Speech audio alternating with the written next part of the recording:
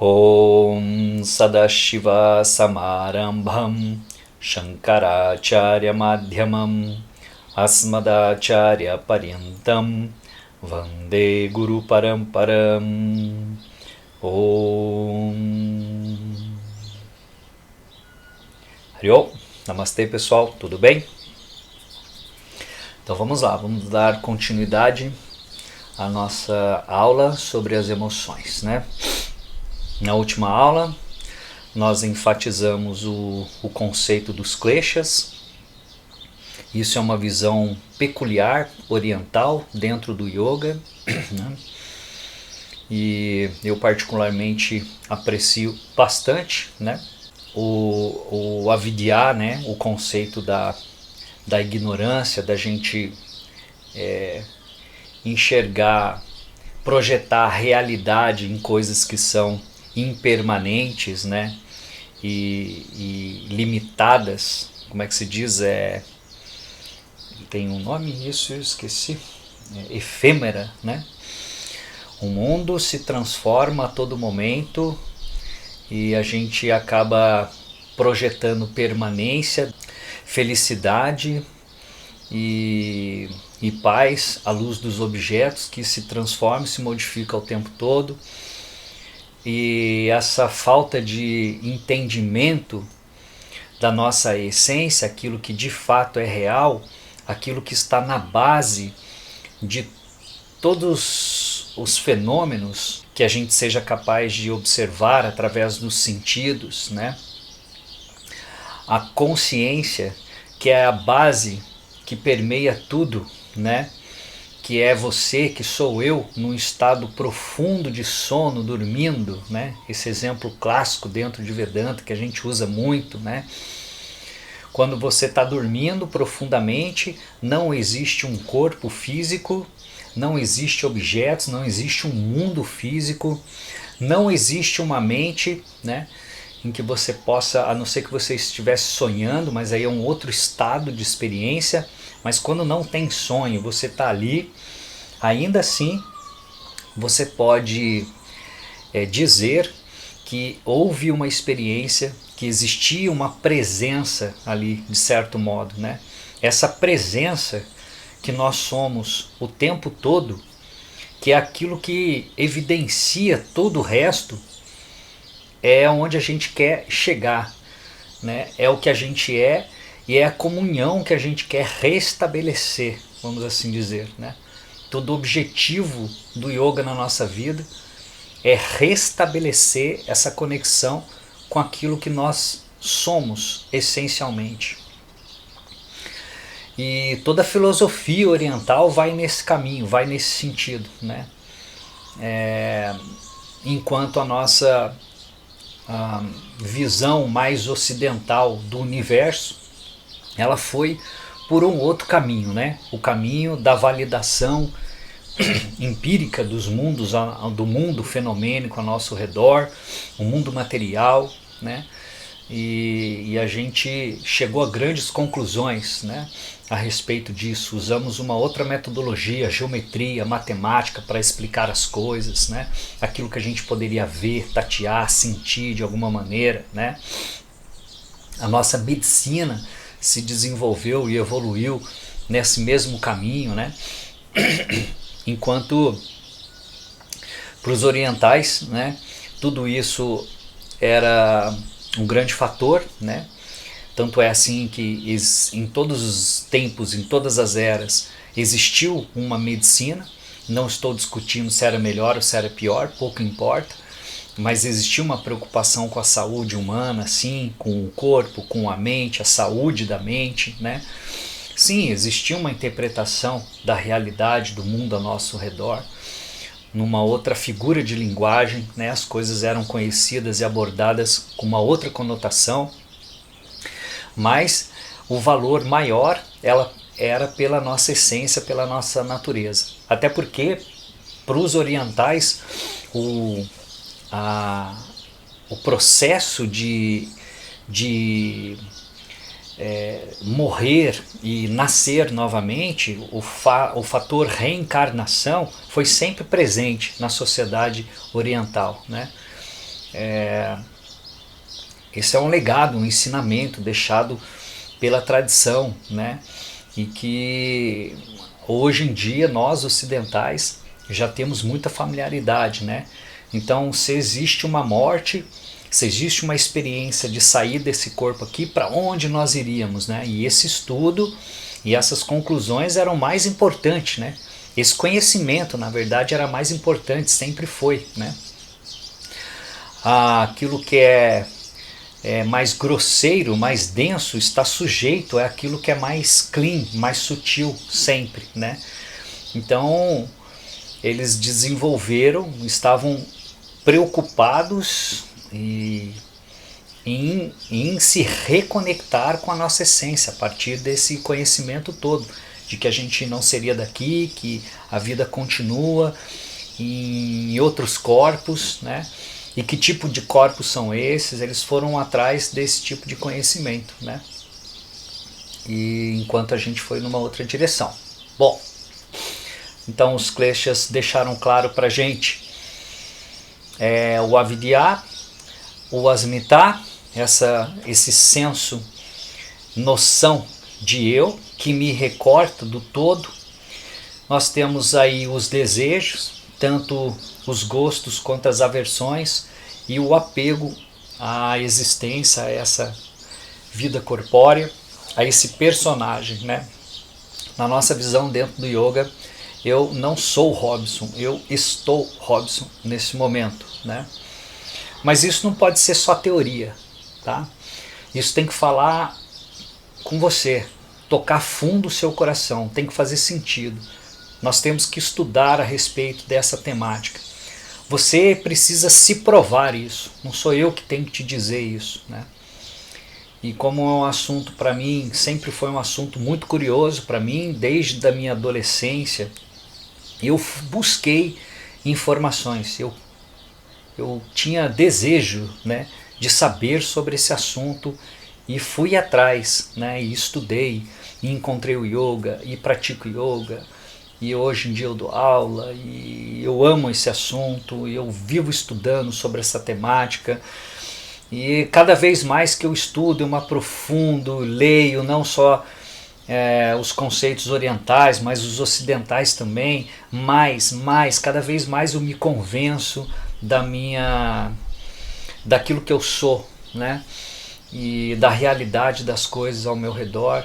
Isso vai aliviando certas pressões em mim, né? E eu tenho certeza que esse é o caminho para a gente seguir para a nossa maturidade emocional, né? Afinal de contas, o nosso assunto aqui é emoção, né? E se é emoção, a gente vai sair um pouco então desse universo fundamental, essencial daquilo que a gente é, que essa é a nossa busca, isso é o sentido da vida para nós dentro do yoga, né? E a gente vai adentrar esse universo agora então mais fenomênico da mente, né, propriamente dita, né? Falar das emoções é falar do nosso conteúdo mental, subconsciente, consciência, né? O que é tudo isso, né? Então, eu estava compartilhando ali com vocês os áudios, né? Estou compartilhando, né, os áudios ali do professor Jonas, e é muito legal, né? Espero que... Estou resgatando, né? Na verdade, eu vou até deixar, gente, depois na descrição aqui do vídeo, tá? O link, né, do Spotify, onde esses áudios estão disponíveis, e vocês vão poder ir depois acompanhando, ouvindo de novo, tá? Só estou compartilhando o presente que o professor Jonas nos deu, né? Para quem não sabe, o Jonas foi um dos meus professores, né, de Vedanta, né? E então há muitos anos eu acompanho ele, né? Faço cursos com ele, e agora não mais, né? Mas é um cara que eu tenho muita consideração, que eu aprendi muito, né, sobre principalmente esse conceito das emoções, né? Eu acho que o Jonas é uma pessoa que passou por esse processo na vida dele de transmutação emocional, né? E vem passando. Qual de nós que não está passando, né? E com a experiência dele, ele fala de uma maneira muito verdadeira, né? Assim, por ter vivido, né? O que ele viveu, a experiência que ele passou. Então eu gosto muito dele, por isso fiz questão de compartilhar com vocês os áudios, porque ali foi um curso que ele deu, né, há uns anos atrás, e claro, não está mais disponível o curso, mas o que importa é o áudio, né? E o que a gente está fazendo aqui é meio que dando suporte para esses áudios também através dessas aulas, né? Então ele falou, até aqui onde eu estou gravando o vídeo para vocês, por exemplo, teve o áudio da Ninguém Deseja Competição, né? Ele falou, teve um outro que doutrinamento social, né? Disciplina da fala, o significado de Namastê, né? Ele coloca ali, justiça injusta e a linguagem de um yogi, né? Então, para você ver, né? Ele está trazendo todo esse conteúdo. E logo nos primeiros áudios ali, que foi Ninguém Deseja Competição, foi um áudio que ele gravou, porque na base da nossa sociedade, né, gente, a gente tem um tipo de doutrina, sei lá, doutrinamento educacional, assim, sabe? Que vem dos nossos avós, tataravós e coisa e tal. É uma coisa que se modifica de geração em geração, né? O jeito que eu fui educado não é a mesma maneira que o meu filho está sendo educado, né? E a geração do meu neto provavelmente vai ser diferente também, né? Algumas coisas podemos considerar melhor, outras nem tanto. Pouco importa, é só o seu ponto de vista e de acordo com a sua bagagem kármica e emocional que existe aí, né? Que você tem, né? Então, a nossa sociedade, ela sofre um certo doutrinamento, né? E a competição, ela reside na base da sociedade moderna, né? Porque nós somos estimulados a competir, a ser o melhor. O nosso asmitar, o nosso ego, né? A falta de entendimento da essência de todas as coisas, né? Faz com que eu me sinta um ser recortado, um indivíduo separado, e eu preciso me sobressair, me sobrepor aos outros, né? Eu preciso de respeito das pessoas. Então eu entro num mecanismo de competição, né? E é assim, a gente cresce quando criança, o pai e a mãe já falando pra gente que a gente tem que ser o melhor naquilo que a gente faz, que o mundo é cruel, que tudo é muito difícil, que é uma luta, a gente tem que lutar para sempre, a vida é uma guerra. A gente cresce com isso. E na guerra, né, para você sobreviver, você mata o outro, você passa por cima, não importa, né? Na guerra, meu amigo, você quer sobreviver. Eu nunca fui para guerra, né, mas eu imagino que mediante ali um tiroteio, o meu instinto de sobrevivência até animal vai falar mais alto. E se eu tiver que empurrar uma pessoa e bater na outra para eu chegar no cume da montanha e entrar no helicóptero e ir embora, eu vou fazer, qualquer um de nós, né? É uma coisa, é um instinto, né? Claro, depende do depende de uma série de fatores, né, pessoal? Mas entendeu, né, que eu tô querendo dizer, né? Então a nossa educação é essa, que a gente tem que ser o maior e o melhor em tudo que a gente faz, né?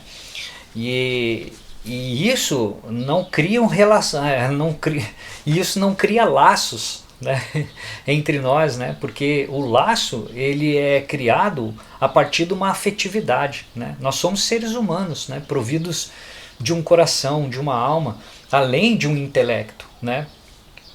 Há tempos atrás, o QI, né, a inteligência racional, era medida, né, e era quem tivesse o QI mais elevado era que ia se destacar na sociedade, né? O grau de inteligência de uma pessoa, racional, razão, né? E hoje em dia isso caiu por terra, né? Tem um autor chamado Daniel Gandelman, Gandelman, acho que é isso, Daniel Gandelman. Eu vou deixar na descrição um livro dele chamado Inteligência Emocional, muito bom. Todos os livros dele, é um grande psicólogo também. Esse livro, se eu não me engano, é de 1995, é antigo, né? Ele fala sobre inteligência emocional e ele explica ali nesse livro a diferença entre o QI e o QE, né? Que é o coeficiente emocional e coeficiente intelectual, né? Que 20% somente é a parte intelectiva, racional, que os outros 80% são uma série de outros fatores, incluindo a inteligência emocional, né? Que ela é mais significativa que essa coisa intelectiva e racional, né? Então,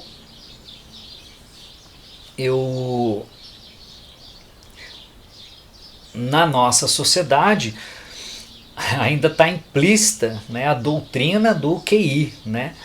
E a gente está competindo entre si para se destacar, visando sempre dinheiro, né? Que me torne um ser poderoso na sociedade, melhor do que o outro, que eu possa inclusive subjugar o outro, porque eu sou dono de uma casa tal, eu sou dono da empresa X, eu tenho recursos e você é um Zé Ninguém, né? Quem é você, né?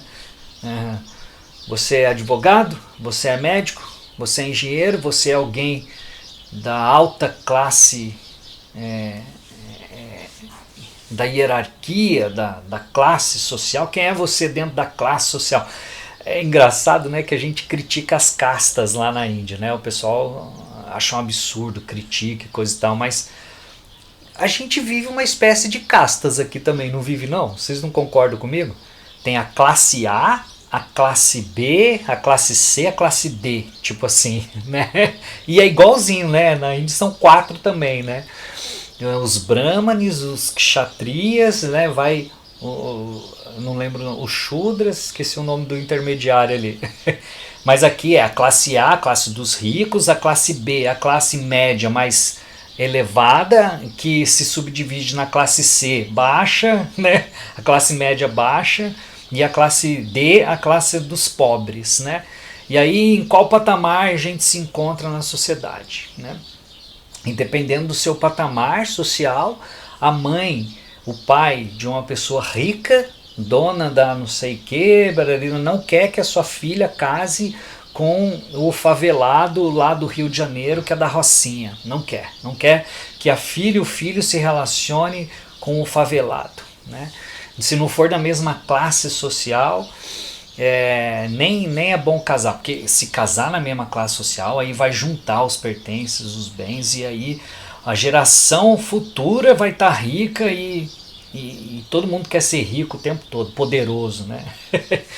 Esse é o valor, é o doutrinamento social que a gente tem, né? Felicidade pra gente, pra nós, é o quanto de dinheiro que eu tenho na minha poupança, se eu já tenho uma casa para morar, se eu tenho um carro bacana, uma casa na praia, né? Se eu posso viajar doidado quando eu bem entender e quiser, né? Felicidade para nós é isso, né? Então, esse quesito competição que ele destacou no áudio lá atrás, né, é um fator que aniquila os laços e as relações afetivas entre nós, né? E ele está ressaltando o fator compaixão, né? A nossa capacidade de se colocar num lugar vulnerável sempre, né? Todas as vertentes espiritualistas sempre pregaram a humildade, né? Jesus, Buda, o Cristo. E quando a gente fala de espiritualidade e sábios e mestres, vamos lembrar que esses autores desses livros modernos não deixam de ser sábios também, né? Sábio não é aquele cara que veste de laranja, que tem a barba grandona, o guru, né? Com aquele estereótipo de um meditador e coisa e tal, Dalai Lama, né? Nada disso, né? Sábios são aquelas pessoas que têm maturidade emocional e que dominam o seu aspecto emocional o suficientemente bem para lidar com os altos e baixos dessa vida, né? Se você conhece alguém assim, esse cara é um sábio, né? Daniel Goleman, com a contribuição que ele está dando a nível de inteligência emocional, para mim é um sábio. Chico Xavier, para mim, foi um sábio, né? O Marshall Rosenberg, psicólogo, autor da Comunicação Não Violência, para mim é um grande sábio, né? Então, a partir do ensinamento dessas pessoas, a gente consegue se posicionar e se direcionar melhor, né? Acabei perdendo aí um pouquinho do raciocínio que eu estava comentando lá atrás, mas a gente precisa se colocar cada vez mais numa posição de aprendiz, se humildar. Era exatamente isso, né, que eu estava falando, sobre o ensinamento dos mestres, né, da humildade, desse lugar, né, de vulnerabilidade. Quando a gente se coloca, as relações e os laços são mais fortes, né, a partir da liberdade, né, sem doutrinação nenhuma, entendendo que cada um é um, né? Nós temos os nossos karmas, a nossa bagagem emocional que a gente traz para essa existência, que nunca é a mesma do outro. Então a gente ser capaz de se colocar no lugar das pessoas, né? Por isso que no yoga a gente tem o ensinamento da ahimsa, né? O conceito de satyam, a verdade, a não violência, né? No budismo eles falam da ação correta, né? A partir da compaixão, né? Se relacionar a partir desse local, desse lugar, com tudo e com todos, né? E dessa maneira os conflitos são apaziguados, né? O problema é a competição, a gente quer se sobressair, se exaltar, o ego precisa, ser inflado, né? Para eu me sentir forte, feliz, e, né? Quando na verdade a gente precisa se humildar. Isso que ele está ressaltando ali nos áudios, né? Falando a partir desse ponto, né? Tanto é que ele traz ali o significado de Namastê, né? Muito bonito. Não sei se vocês ouviram, né? Namastê é isso, né? Você se colocar na posição do outro. Eu deixo ser. Em todos os mantras no yoga a gente tem Namaha, né? Om Namaha, Ranganapataye Namaha, né? As saudações, né? Namaha no sentido de você essa deixar ser, né?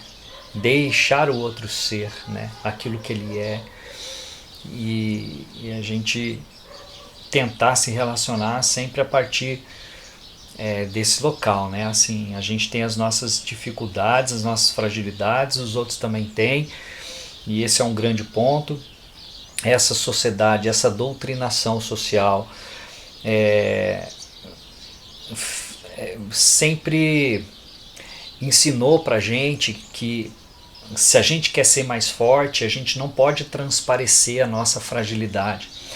A gente foi ensinado a guardar a nossa fragilidade, sabe? A gente não pode deixar isso transparecer para os outros, não, porque senão os outros vão montar na gente, vão abusar da gente, né?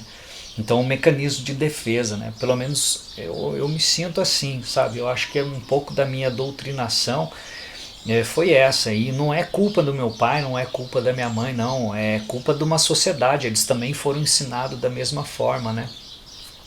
Homem não chora, mulher tem que ser forte, toda essa posição, né? E ninguém aguenta viver dessa forma, né?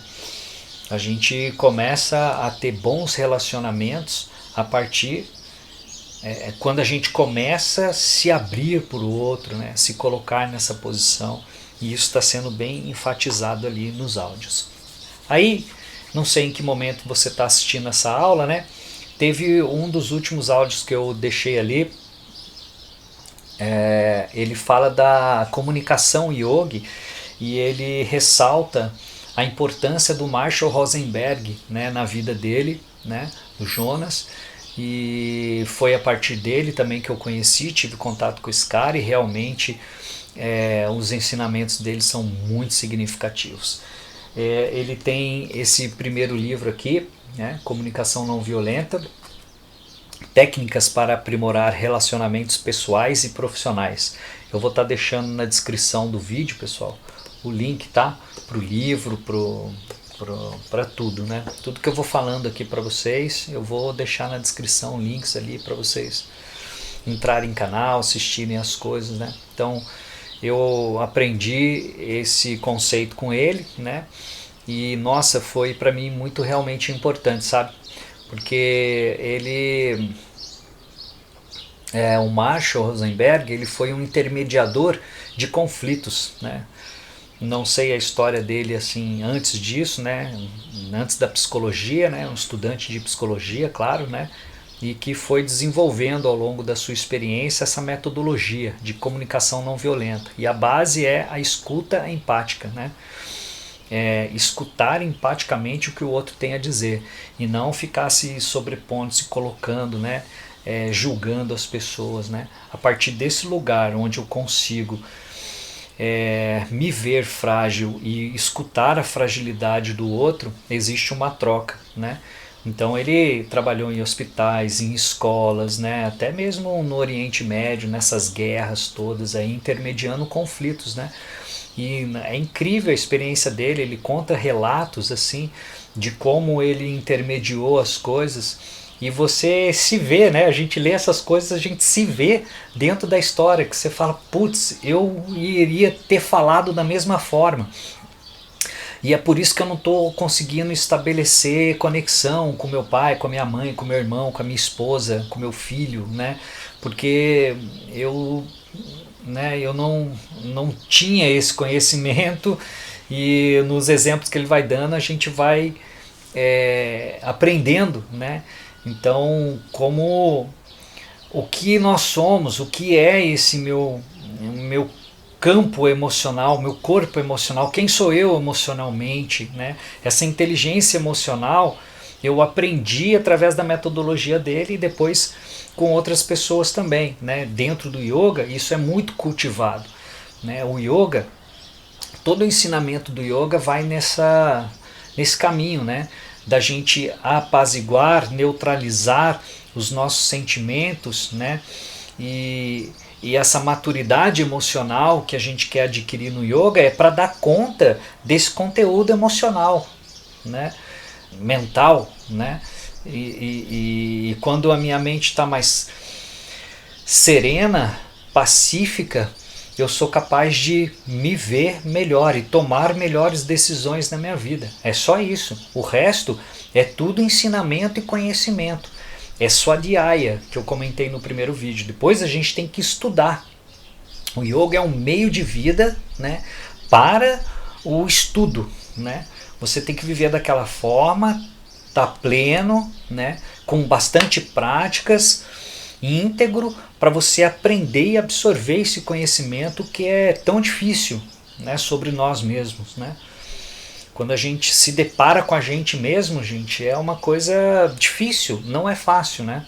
Eu sempre digo que esse caminho do yoga é um caminho difícil, não é um caminho de Om e de meditações e felicidade, não é. Porque no meio do processo você encontra você mesmo, os seus pontos cegos, as suas sombras, e você tem que olhar para elas e se deparar com elas, sabe? Você tem que estar muito afim de crescer, né? E não é assim, né? Quando a gente vai fazer uma terapia, por exemplo, é uma coisa que eu sugiro que todo mundo faça. Fazer terapia é uma coisa muito boa, muito importante para a gente se conhecer, ler esses assuntos, fazer terapia. Através da leitura disso aqui que eu me interessei por isso, né?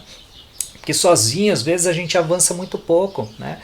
E como a gente não quer se deparar com as nossas sombras, a gente varre para baixo do tapete. Se não é o outro apontar o dedo e falar assim, olha, é assim, para pensar que as suas atitudes são assim, assim, você é ciumento sim, você é invejoso sim. E quem de nós quer admitir isso? Né? A gente nega isso com todas as suas formas. Não é ciúmes. Não, o que eu estou sentindo não é ciúmes. Né? Não, de forma alguma, o que eu estou sentindo é uma indignação, não sei o quê. A gente acha palavras para camuflar o que a gente está sentindo. A gente não quer se ver invejoso, se ver ciumento, não. A gente sempre tem uma desculpa para esses sentimentos, né? Que não é isso, é uma outra coisa, né? É muito difícil se deparar com a gente mesmo, né?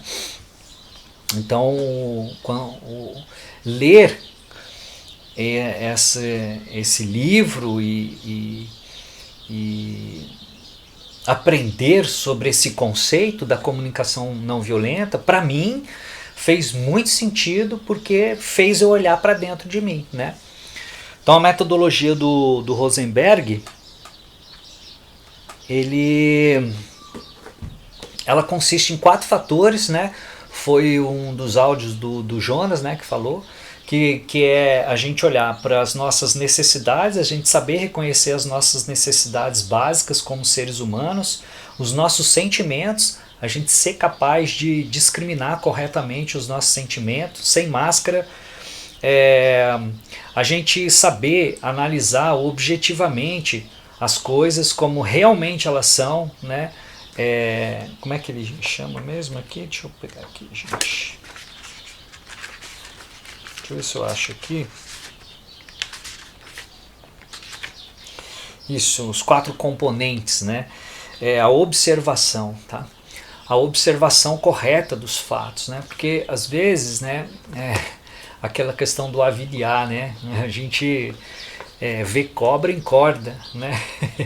E não, às vezes a gente quer falar com a pessoa de alguma maneira, mas se antes a gente não souber discriminar corretamente o que a gente vai falar, ou melhor, não é o que a gente vai falar, mas o acontecimento, entendeu? Aconteceu alguma coisa.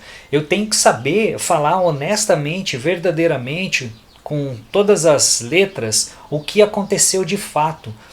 Explicar o fato, a observação correta, né? Sem camuflar nada, né? Tipo, o que acontece muito, lembra daquela coisa do telefone sem fio, né? O fulano te conta um negócio aqui, você conta pro outro ali, o outro passa pro outro, o outro passa pro outro, passa pro outro. Na hora que chega no outro lá, já chegou distorcida a informação. Não é aquilo que eu falei isso aqui, mas foi passando, foi caindo no filtro, foi passando pelo filtro de cada um, aí chegou com essa outra força, com essa... E não foi nada disso que eu quis dizer, né? Então essa observação, saber fazer isso, é algo que o Marshall Rosenberg fala que é muito importante, é um dos componentes da SNV. Primeiro você saber o que de fato aconteceu, né? E aí vem os outros que eu já tinha falado, né? A observação, o sentimento, eu ser capaz, né, de observar as minhas necessidades, e daí ele fala do pedido, né? Como o método dele é comunicação não violenta, é claro que a gente está falando de comunicação, né?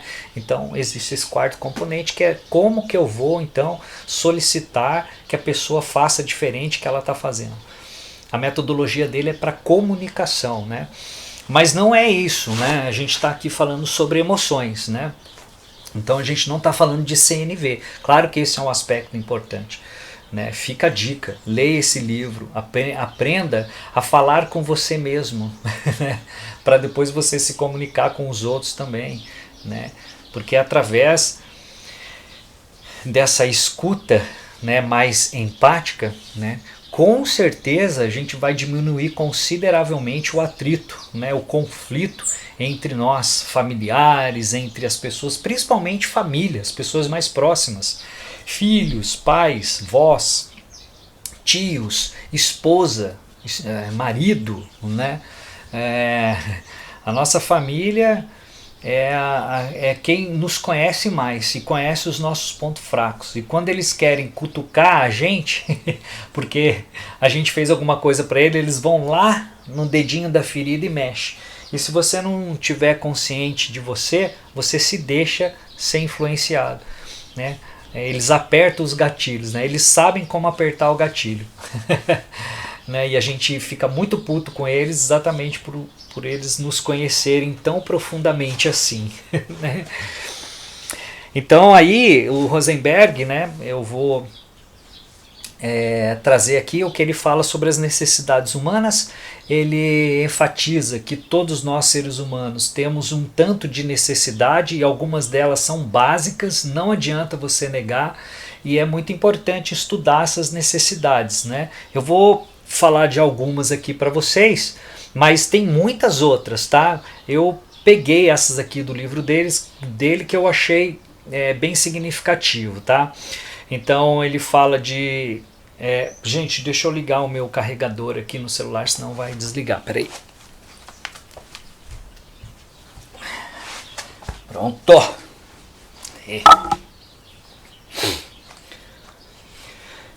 Bom, então ele fala de... Eu separei aqui algumas necessidades. Veja aí, ó. Saúde é uma necessidade básica humana. Alimentação, necessidade por proteção. Está relacionado com a segurança, todos nós temos necessidades por segurança, respeito, consideração, afeto, carinho, prazer, lazer, né? Liberdade, autonomia, valorização, apoio, né? Algumas, concorda? Provavelmente você está vendo aí isso falando, putz, verdade, né? Então, para pensar, saúde, por exemplo, necessidade básica, pessoal. Não tem como emocionalmente você estar bem se você sofre de alguma doença, né? Seja ela mental, seja ela física. Quando a gente está doente, meu amigo, a gente fica mal-humorado, né?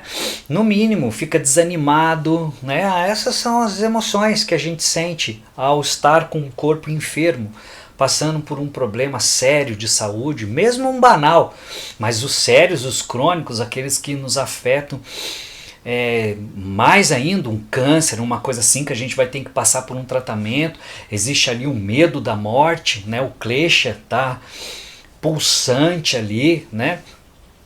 Então a gente fica mais instável emocionalmente. Então a gente tem que saber que esses tipos de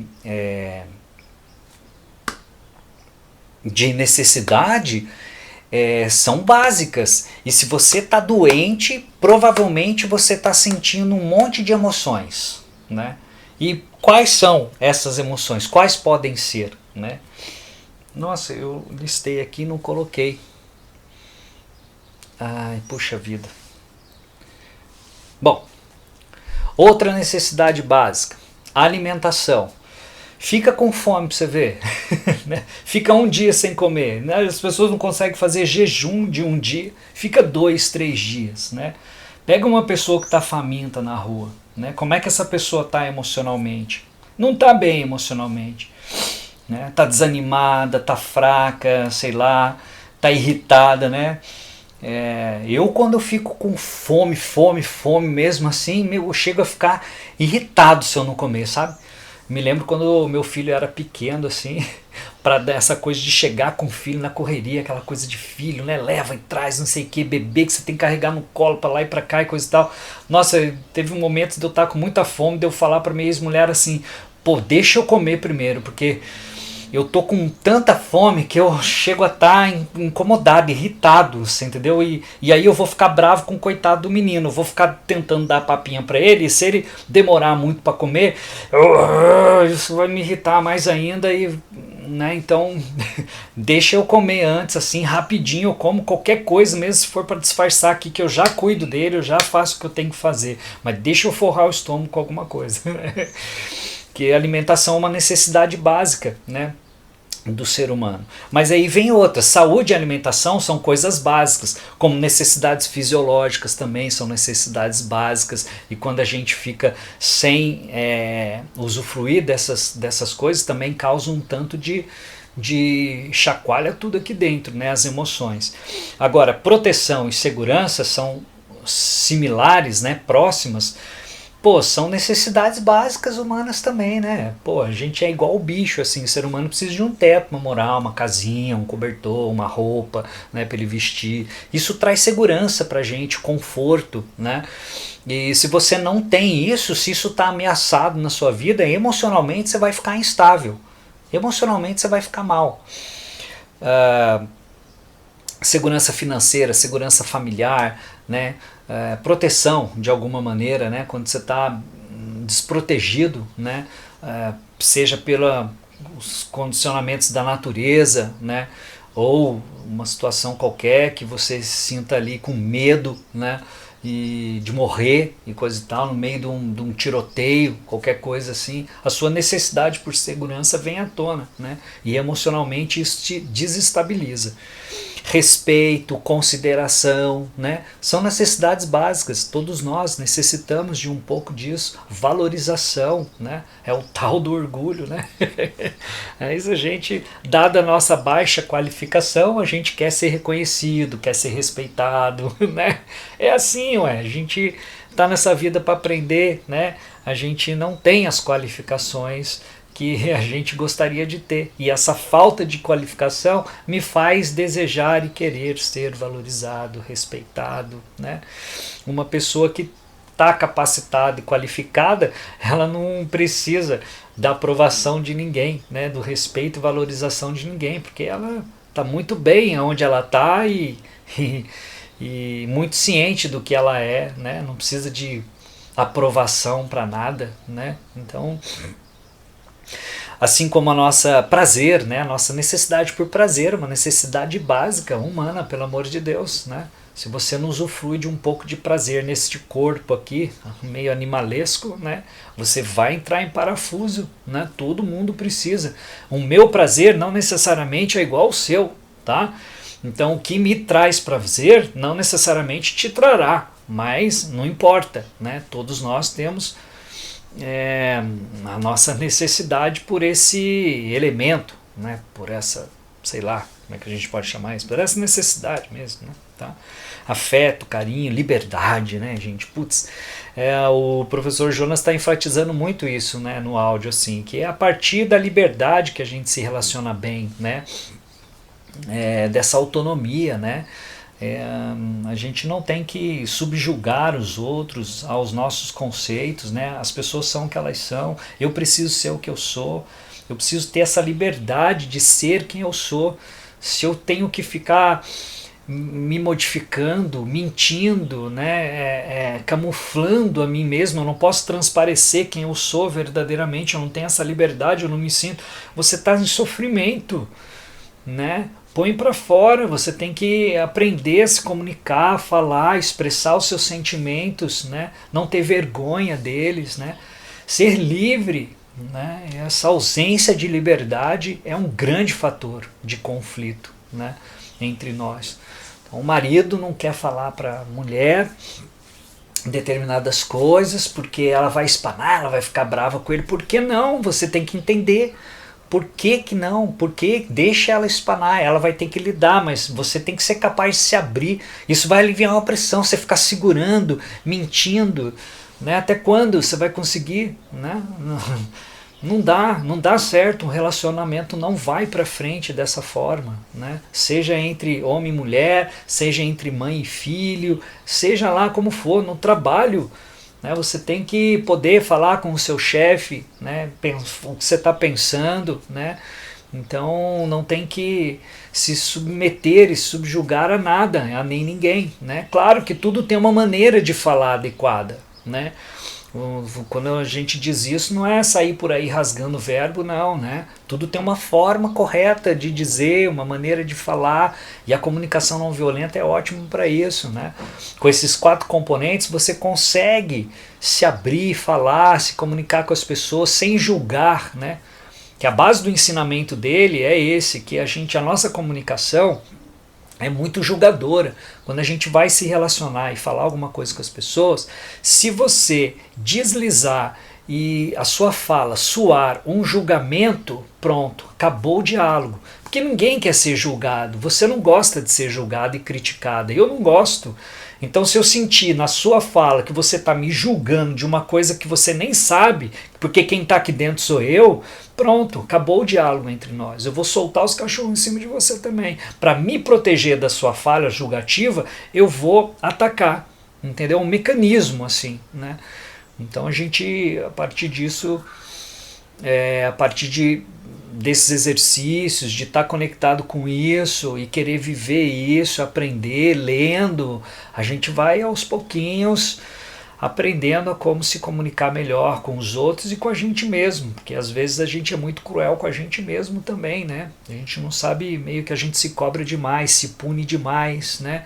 É uma doutrinação social realmente que a gente vive e olha, pra gente se desprender disso, pessoal, todos nós sabemos que não é fácil, né? Eu, pelo menos, sinto que não seja, né? O pouquinho que eu consigo, e quando eu consigo, poxa, eu já fico muito feliz, sabe? E agradeço a esses caras, a esse conhecimento que está, de alguma maneira, contribuindo com isso, né? Assim eu fico mais leve, a minha mente fica mais calma, meu coração, né? Eu vivo mais tranquilo, né? Coloco a cabeça no travesseiro para dormir, tá tudo bem, né? Não devo nada para ninguém e tô leve, né? Porque não tô segurando pressão nenhuma, não tô mentindo para ninguém, né? Transparecendo, usando uma máscara e não, sou quem eu sou, autenticamente quem eu sou, né? E aí essas necessidades, pessoal, vão desencadear uma série de emoções, né? Quando as nossas necessidades básicas estão sendo atendidas, as emoções são virtuosas, nobres, né? Então quando a gente está se sentindo grato, amoroso, alegre, olha aí, ó, calmo, confiante, empolgado, a gente está entusiasmado, feliz, estimulado, sentindo-se inspirado, motivado, relaxado, otimista, estamos esperançosos, despreocupados, né? Todos esses sentimentos, quando você está vivenciando esses sentimentos, é porque as suas necessidades estão sendo atendidas. E você precisa compreender quais são as suas necessidades. Ponto. Sem saber isso, você não consegue amadurecer emocionalmente. Não tem inteligência emocional se você não souber quais são as suas necessidades. E aí quando elas não estão sendo atendidas, quais são as emoções? Aí são todas aquelas que a gente já sabe, né? Se é nervoso, irritado, aflito, apavorado, amedrontado, ansioso, chateado, preocupado, confuso, desanimado, deprimido, entediado, pessimista, tô tenso, frustrado, triste. E aí vai, né, pessoal? Aí que tá, né? A gente, em determinado momento dessa literatura dele, ele explica um pouquinho pra gente o que é emoção e o que não é, sabe? Porque às vezes a gente confunde, dependendo da forma em que a gente se posiciona, as palavras que a gente usa, né? Quando você, por exemplo, me lembro de uma dica que ele dá, né, no livro, ele fala, eu sinto que, não sei o que, quando você usa a palavra sinto que, ele explica corretamente, sabe? Mas já tem indícios de julgamento. Quando você fala, eu sinto que você não fez isso porque você não sei o que, não sei. Pronto. Esse tipo de fala, de usar o sinto que, já vai dar um tom de julgamento e não de um sentimento seu. Você não está expondo um sentimento seu para outra pessoa, né? Você, com a sua fala, você já está induzindo e querendo julgar ela, né? E ele vai dando um monte de dicas de certas palavrinhas. É muito legal isso no livro dele, que a gente às vezes pensa que é sentimento, que a gente está sentindo sentimento, mas não são sentimentos, são julgações né, que a gente está fazendo, entendeu? Ficou claro? Ficou claro isso?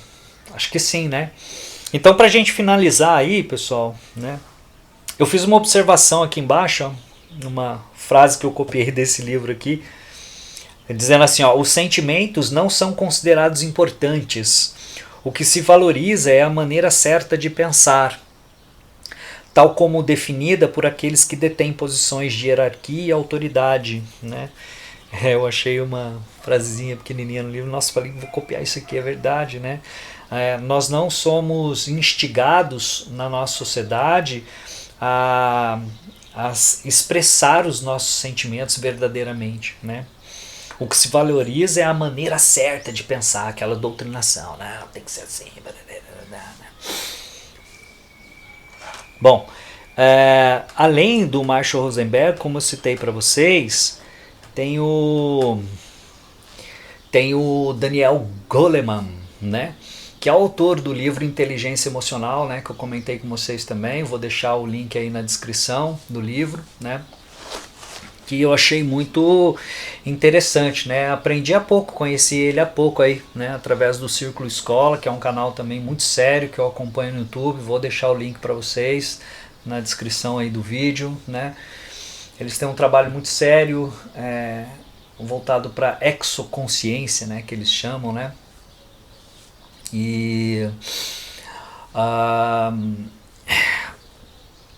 ele escreveu sobre essa inteligência emocional em detrimento da inteligência racional, que era tão valorizada e sempre foi tão valorizada pela nossa sociedade, né? Ele entra com toda a força, assim, com muito conhecimento, estudo, experiencial, né, do quão é importante a inteligência emocional, né? E para você ver, ó, é um estudo mais recente, né? E eles estão falando da mesma coisa. Ele trabalha com 5 aspectos também, né? O Rosenberg era 4, né? Mas o dele são 5 conceitos, né? Para a inteligência emocional. O primeiro deles é a gente saber reconhecer as nossas emoções, os nossos sentimentos. É aquilo que eu falei, muitas vezes a gente não sabe reconhecer isso, né? A gente precisa de ajuda de um psicólogo para se entender, para se conhecer, porque o nosso lado sombra, ele não quer ser visto, né? A gente camufla e às vezes os traumas de infância fazem isso ficar ainda mais trancado a 7 chaves no fundo do seu baú, na caixa de Pandora que você não quer abrir, né? Então isso é uma questão muito séria e que precisa ser averiguada, porque na hora que essa caixa é aberta, na hora que você se depara com um gatilho que faça isso ocorrer, meu amigo, aí é tarde demais às vezes, né? A gente não tem comando sobre a gente e as reações podem ser muito violentas, chegam até a morte, a coisas assim. A gente vê brutalidade, né? A todo momento, mundo afora, mas exatamente porque essa inteligência emocional não está sendo instigada, não está sendo ensinada nas escolas ainda.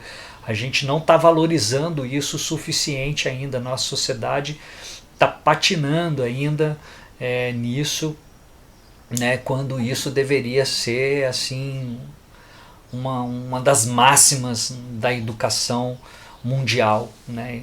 Educação voltada para a inteligência emocional, né? Então, reconhecer as nossas emoções, ele fala o segundo aspecto, que é lidar com as emoções, né? Depois que eu reconheço, eu desenvolvo a habilidade para lidar com elas, né? E é com muito estudo, realmente, com autoestudo e com muito estudo, com muita prática, muita experiência. E a vida é uma escola para isso, né? É uma maravilha isso aqui, porque é uma forma da gente colocar em prática o nosso aprendizado, né? Não encare de outra maneira, tá? Por favor, não encare de outra maneira.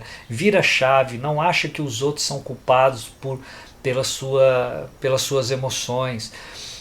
Pegue o outro e agradeça a ele por estar fazendo o que ele está fazendo, por estar mostrando para você a sua emoção escondida e por você estar podendo, graças a Deus, então, trabalhar essa sua emoção.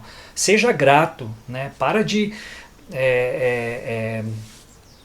veja isso como copo meio cheio, né? Aquela história do copo, né? Meio vazio, meio cheio. Encare a vida como um copo meio cheio. Faça do limão uma limonada. Vamos aprender isso, vamos desenvolver, né? Se a sua conexão é com o aprendizado, com o autoestudo, com a ascensão espiritual, com o samadhi, com o yoga, se o seu sentido, o propósito da sua vida é se desenvolver, evoluir espiritualmente, meu amigo, então não vai ser problema para você as pessoas, os julgamentos, né? A gente só agradece. Aprender a lidar com as emoções é um grande fator, né?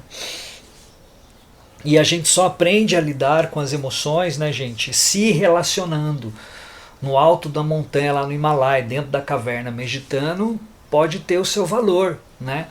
Mas não vai fazer você lidar com você mesmo, né? A gente só aprende a lidar com as nossas emoções através dos nossos relacionamentos. O terceiro aspecto ele coloca que é motivar-se. E isso tem uma relação com conseguir direcionar. Motivar-se é conseguir direcionar as nossas emoções a serviço de uma meta. Tá? E essa meta é pessoal, individual de cada um. Pode ser uma meta aqui, uma conquista de uma profissão, uma coisa, pouco importa, né? Eu ressaltei aqui de preferência para a nossa evolução espiritual, né? O autocontrole, né? Então a gente tem que conseguir gerenciar essas nossas emoções, lidar com elas, gerenciar e direcionar, né, a serviço de uma meta. E qual é a sua meta? Veja aí, né? Aí cada um tem a sua, né? Quarto aspecto, reconhecer as emoções dos outros, a tal da empatia, né? Não tem como a gente ter tranquilidade, paz mental, se a gente não aprender a lidar com os outros como eles são. As pessoas não têm que ser como eu gostaria que elas fossem. Isso é criancice, né, da nossa parte, né? A gente tem que se esforçar sempre para se colocar no lugar do outro, né? Então, enquanto a gente não conseguir fazer isso, a gente não vai virar essa chavinha. Todas as vezes que você se deparar com um conflito, com uma pessoa, pare de criticar essa pessoa, né? Leve em consideração ela, a vida dela, a estrutura, ressalte os lados positivos dessa pessoa e não fique tão grudado nos aspectos negativos da pessoa, né? Então a gente tem que reconhecer, ser capaz de reconhecer a fragilidade, as necessidades do outro. Sem eu fazer isso, eu não consigo lidar, me relacionar bem com ninguém, né? Aprenda, né? A gente tem que aprender a sacar um pouquinho mais, ter um pouquinho mais de sensibilidade, né? Para sentir as pessoas, né? Reconhecer as emoções nelas. E olha como é que o Rosenberg é sábio, né? Quando a gente enxerga no outro e reconhece a fragilidade no outro, a gente também vê em nós mesmos essa mesma fragilidade e aí há uma conexão, né? É assim o ensinamento dele, né? Que é através desse lugar de vulnerabilidade que a gente se conecta sempre. O amor é a base de tudo, né? E por fim, ele aprender a lidar com os nossos relacionamentos. Ele ressalta isso que eu coloquei ali no motivar-se, né? Então, é isso que eu queria ter trazido para vocês, compartilhando aí com vocês, né? Esses conhecimentos que eu também estou adquirindo, né? Com esses vídeos, e nesse momento eu estou bem empenhado, né, em estudar tudo isso. Estou lendo bastante sobre o assunto e está sendo ótimo, né? Que eu estou conseguindo assim averiguar em mim mesmo várias coisas, né?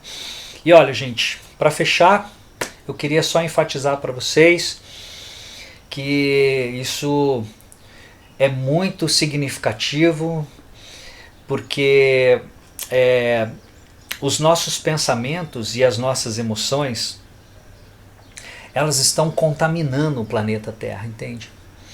A gente precisa acordar para isso.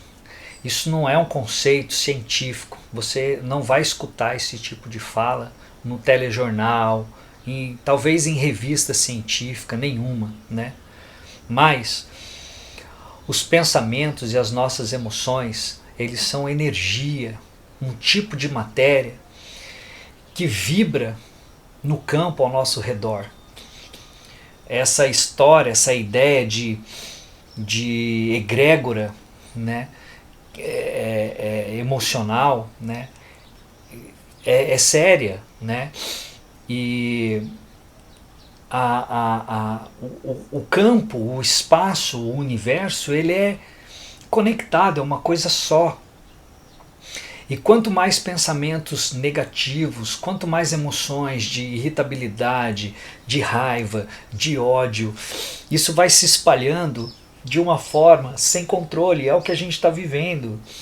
Então a gente precisa refinar os nossos valores, adquirir, conquistar uma maior maturidade emocional para que a gente colabore com o planeta Terra, ser um planeta melhor, uma casa melhor de se morar e de se viver. Depende de você, depende de mim. Então observa bem com o que você está se conectando, quais são os seus pensamentos, quais são as suas emoções, né? E faça o melhor de você para você modificar isso. Se nutra de coisas boas, se nutra de conteúdos importantes, se nutra de sentimentos nobres, se associe melhor com pessoas de bem, que leia a respeito desses sentimentos mais amorosos, mais sublimes, mais nobres, né? E se nutra disso. Quanto mais uma pessoa positiva, otimista, você for, mais você vai estar contribuindo para esse planeta aqui estar melhor. Se você se preocupa com seu neto, com seu filho, com as pessoas à sua volta e gostaria de deixar para eles um planeta melhor para viver, cuide do seu lixo, sim, cuide do meio ambiente, sim, mas cuide do seu lixo emocional, do seu lixo de pensamentos, né? Isso também é um lixo mais sutil. E como eu falei, aquilo que é mais sutil impera sobre aquilo que é mais denso e grosseiro. Então cuidado com os seus pensamentos, cuidado com o que você está fazendo pelo planeta. A responsabilidade é de cada um de nós. Refinar o nosso caráter, melhorar os nossos valores, né? Ser uma pessoa mais empática, ser mais compassivo, né? É necessário para o teu bem também, não só para o bem do planeta, entende? Mas para o teu bem também. Isso só te traz paz, só te traz harmonia, só te traz felicidade e alegria viver assim, né? E você contamina todo o planeta com essa energia, com essa força, tá? É aquela história, uma fagulha, uma pequena faísca num lugar escuro, na penumbra, é capaz de iluminar já um diâmetro ao seu redor. Um fósforo que você acenda no ambiente escuro, uma pequena chama, uma pequena luz é capaz de te guiar e já guiar muita gente, né?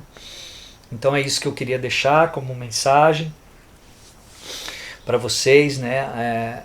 A importância do estudo desse conteúdo e do yoga na nossa vida, portanto, né? Que é um instrumento, é uma ferramenta para esse autocontrole, né?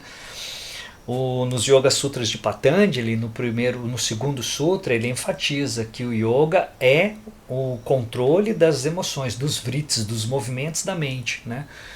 Tem por objetivo, ele é isso, né?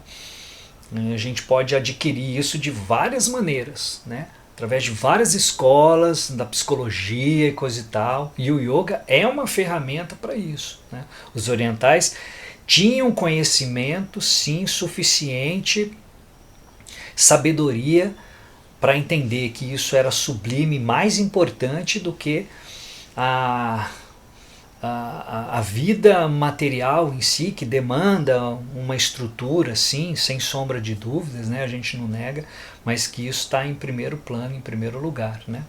E assim o Espiritismo ensina, né? As escolas mais modernas espiritualistas, né? Que a nossa passagem por aqui, neste corpo, nesse personagem, é para o nosso aprendizado, para o nosso avanço, para o nosso crescimento espiritual acima de tudo. O sentido da vida é esse. não é você ser um puta médico, um puta advogado e encher o rabo de dinheiro, desculpa as expressões, tá? Mas o sentido da vida, se o seu sentido da vida é esse, né? Então você precisa repensar os seus conceitos, porque nada disso você vai levar para debaixo da terra. Quando esse corpo for embora, as pessoas da sua família vão estar brigando pela sua herança. É isso que vai acontecer.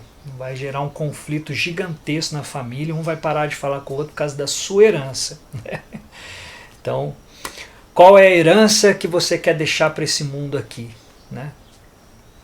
Faça a sua parte. Vamos tentar fazer a nossa. Eu tô aqui de humilde coração tentando fazer a minha e motivando vocês para fazer a de vocês. Ok, gente? Meu muito obrigado. Ficamos por aqui.